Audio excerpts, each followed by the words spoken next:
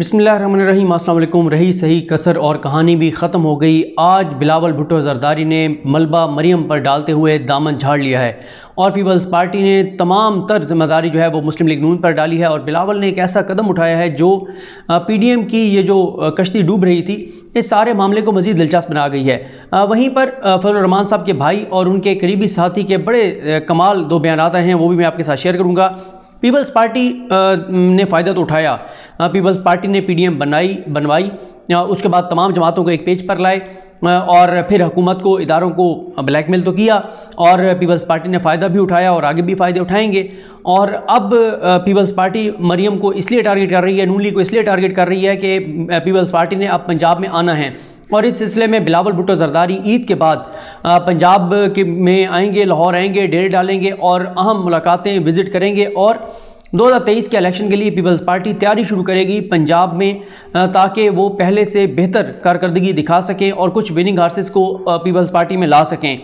Peoples party ने बहुत gain किया।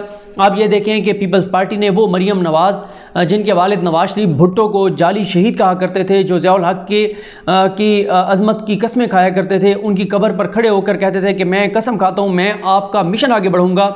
उस नवाज शरीफ की बेटी मरियम नवाज़ गई और जाके भुट्टो और बेनज़ीर भुट्टो की कब्र पर फूल डाले। वो मरियम जिनके वालिद आसिफ अली ज़रदारी को क्या कुछ नहीं कहते थे, वो मरियम जो है वो पीपल्स पार्टी जिंदाबाद का नारा लगाती हैं।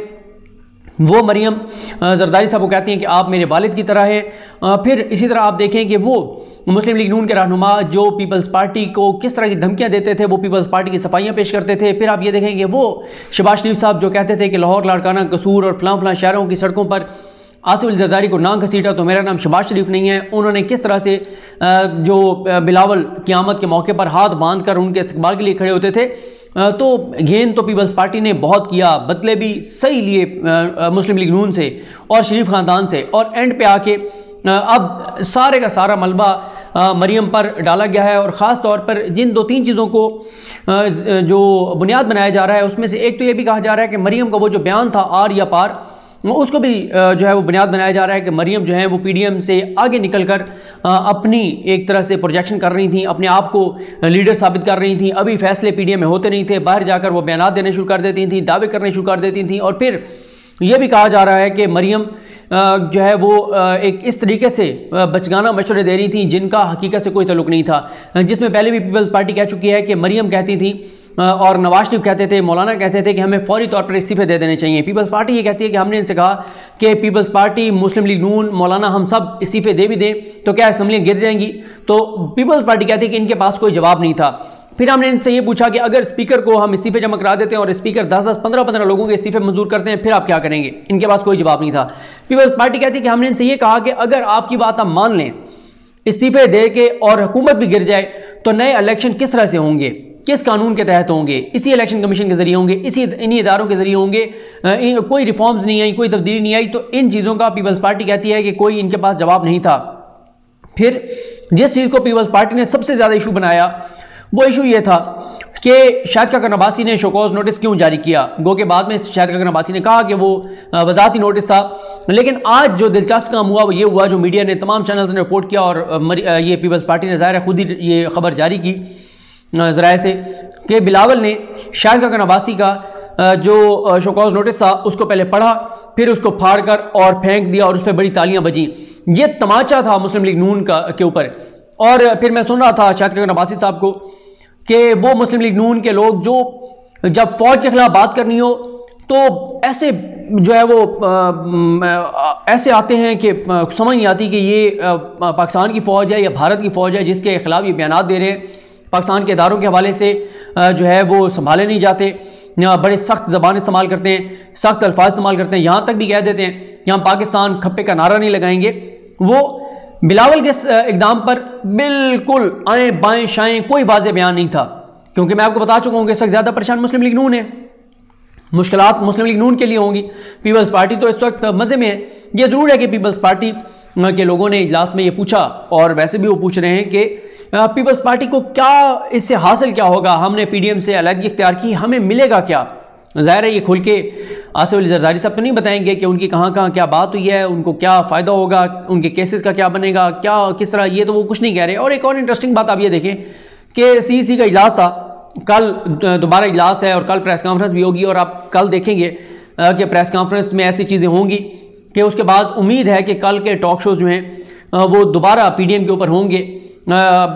अगर कल फिर हुकूमत ने वो जो कुछ लोग हैं हुकूमत के अंदर जो आजकल बड़ा एहसान कर रहे हैं पीडीएम के ऊपर कि जब पीडीएम में लड़ाई शुरू होती है और टॉक शोज़ पीडीएम पर होने होते हैं तो वो जहांगीर तरीन के इशू को इस तरह से वो करते हैं कि फिर टॉक शो जो है वो जहांगीर तरीन पर चले जाते हैं बजाय इसके कि पीडीएम के ऊपर हो। अगर उन्होंने ये एहसान ना किया पीडीएम के ऊपर तो कल पीपल्स पार्टी की प्रेस कॉन्फ्रेंस के बाद दोबारा टॉक शो जो है वो पीडीएम के ऊपर होंगे और दोबारा पीडीएम में कल टॉक शोज़ के अंदर ये लड़ाई होगी मुस्लिम लीग नून और पीपल्स पार्टी की। अब आज आप देखें एक बयान भी इमरान खान के खिलाफ नहीं आया, पीपल्स पार्टी की जो मीटिंग हुई उससे एक बयान भी हुकूमती पॉलिसीज़ पे नहीं आया, एक बयान भी महंगाई पर आज नहीं आया। कल आएगा, जाहिर है कल जब वो बात करेंगे तो महंगाई पर भी बात करेंगे, हुकूमती पॉलिसीज़ पर भी बात करेंगे, लेकिन आज एक ही चीज़ बाहर आई और वो थी मुस्लिम लीग नून के खिलाफ। उसमें आड़े हाथों लिया गया मुस्लिम लीग नून को, और फिर आपने देखा वो भी आया कि गिलानी साहब ने कहा जी मैं इस्तीफ़ा दे देता हूँ। ये ऐसे ही होता है कि जी मैं इस्तीफ़ा दे देता हूँ अगर पीडीएम को आप मुतहद रखना चाहते हैं। बल्कि अब तो पीपल्स पार्टी ये सोच रही है, जो मैं पहले भी एक वीडियो में आपको बता चुका हूँ कि पीपल्स पार्टी ये धमकी दे रही है कि पीडीएम हमारी है, पीडीएम हमने बनाई है, बानी हम हैं, हम पीडीएम से निकालेंगे जिसने निकलना है, हमें कोई नहीं निकाल सकता। लेकिन ये जरूर है कि पीपल्स पार्टी चाहती है कि अपोजिशन का एक ग्रुप अपने साथ जरूर रखे, और इस चीज़ पे भी पीपल्स पार्टी में बड़ी बात हो रही है कि हमने हुकूमत के साथ चलना है तो किस हद तक चलना है, किस कानून साजी में उनका साथ देना है, किस में नहीं देना, हुकूमत के साथ किस हद तक बात करनी है, किस हद तक नहीं करनी। लेकिन ये ज़रूर है कि नून लीग को वो निशाने पर रखेंगे, नून लीग को वो टारगेट करेंगे, नून लीग के खिलाफ सख्त बयान देंगे। मैं सुना था परवेशा साहबा ने कहा कि नून लीग जो कह रही है कि हमने इस्तीफे देने हैं तो फिर ये NA-75 क्यों लड़ा है इलेक्शन, दे इस्तीफे।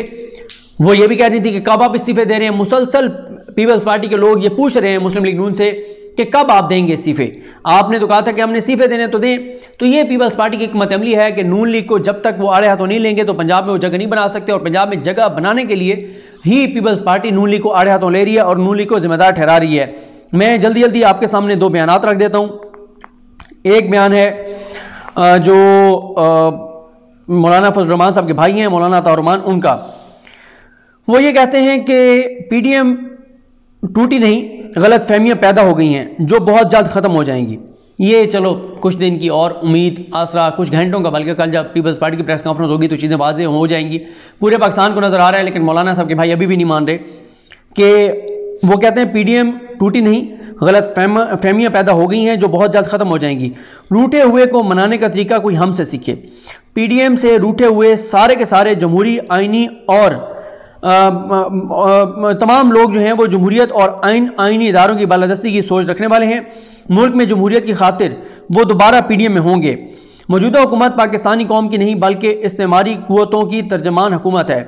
वक्फ बिल समेत इन जाली हुक्मरानों का कोई भी फैसला ना हमें और ना कौम को मंजूर है।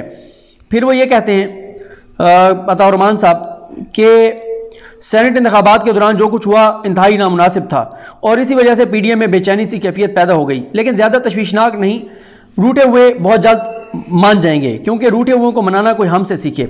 उन्होंने मजीद कहा कि मौजूदा हुक्मरान इस्लाम के नाम पर